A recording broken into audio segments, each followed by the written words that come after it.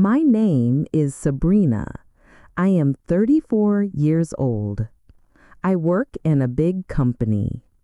Every day I go to my job like any other employee. I do not have a lot of money, but I always make sure my clothes are clean. I like to look neat and tidy. Some people say I am pretty, but I do not like it when people give too much attention.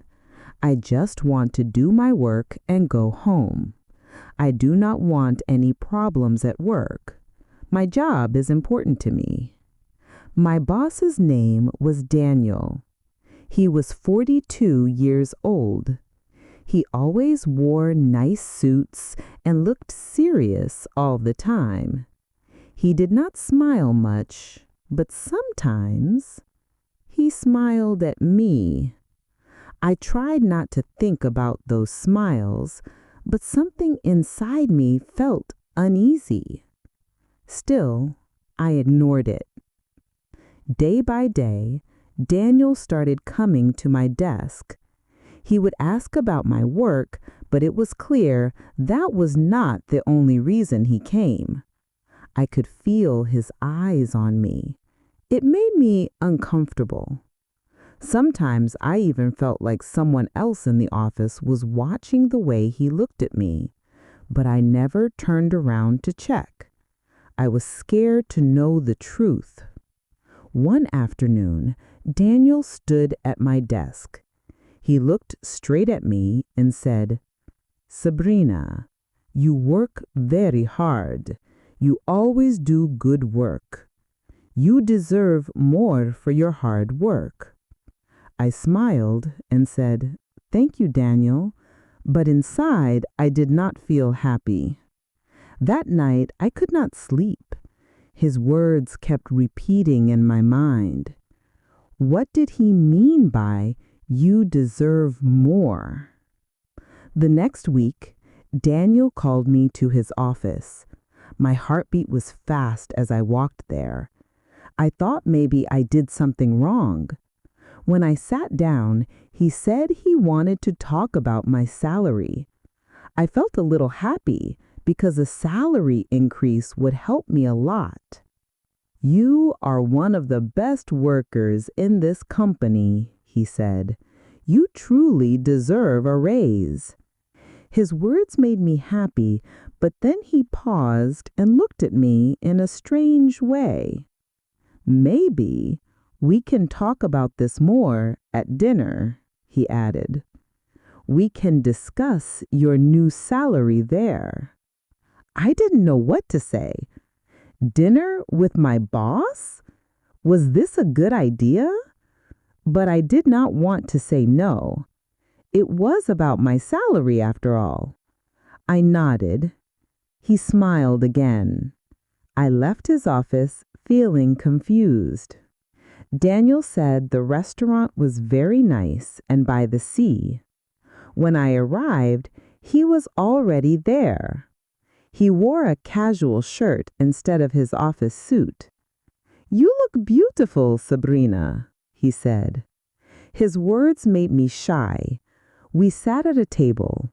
First we talked about work, but then he started asking about my dreams, my hobbies. Then he talked about himself. He told me he felt lonely sometimes. He said he worked hard and had little time for himself. "You're different," he said softly. For a moment, I felt special. While we talked and laughed, Daniel took my hand. I knew this was not right. He was my boss. This was not professional. But I did not move my hand. I let him hold it.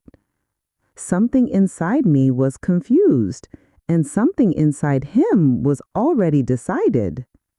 After dinner, Daniel asked if I wanted to go to his apartment. He said we could talk more there. I felt unsure, but I said yes. We walked a short distance. His apartment was quiet. I sat on the sofa. Daniel sat next to me. My heart began to beat fast. He took my hand again. Then he kissed me. It was a long kiss. I did not stop him. That night, I stayed at his apartment.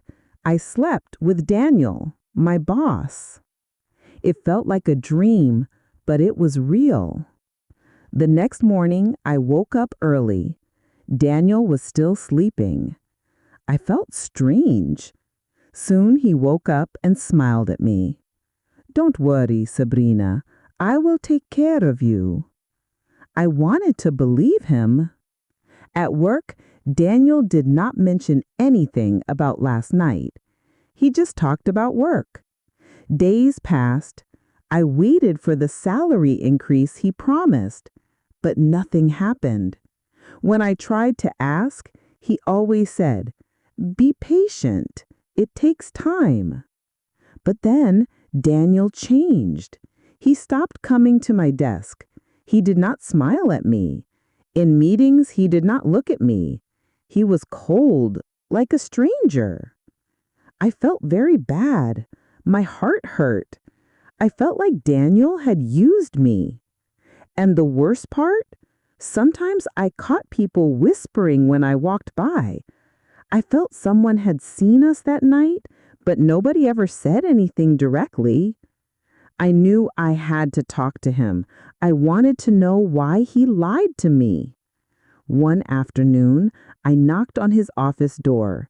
He asked me to come inside. I said, "Daniel, you promised me that you would increase my salary." He said, "Sabrina, this is not good. You must not mix personal things with work.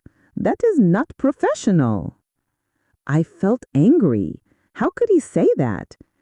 You were the one who started it. You invited me. You promised me things. Daniel stood up from his chair. "Enough, Sabrina. Go back to your desk. This conversation is over." My heart broke. My eyes filled with tears.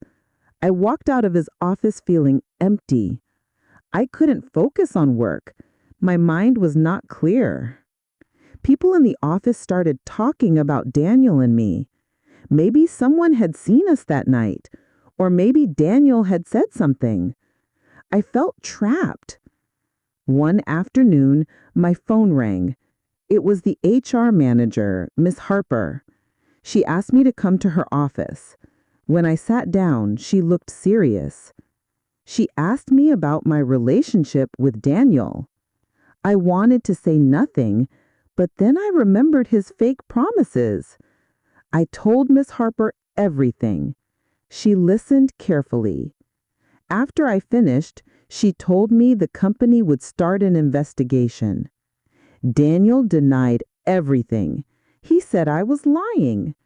But HR found messages he sent me. After that, Daniel was fired from the company. He was gone, but my life did not become easier. It became harder, much harder. My colleagues looked at me differently. They thought I was the reason Daniel lost his job. They called me bad names. Every day at work became difficult. I did not want to go to the office. A few weeks later, I received a letter from the company. It said I could not work there anymore. They wanted to protect the company's image. I couldn't believe what I read. I lost my job. No one said goodbye. No one looked at me as I left. I had no job, no plan. When I arrived at my apartment, I sat down and cried for hours. I felt angry at Daniel, but I was also angry at myself. Why did I believe him? Why didn't I stop it? Why did I trust someone who never cared? A month passed after losing my job. It was a difficult time. I felt sad and worried. Finding a new job was not easy. I sent my CV to many companies.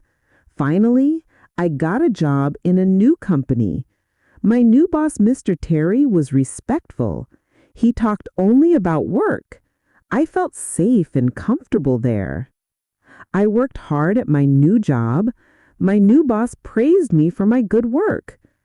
Sometimes I used to think I needed someone to take care of me, but now I realized I could take care of myself. I learned to protect myself and stand up for what was right. I learned my worth, and that was the most important lesson of all. If you liked this story, please like, comment, share, and subscribe.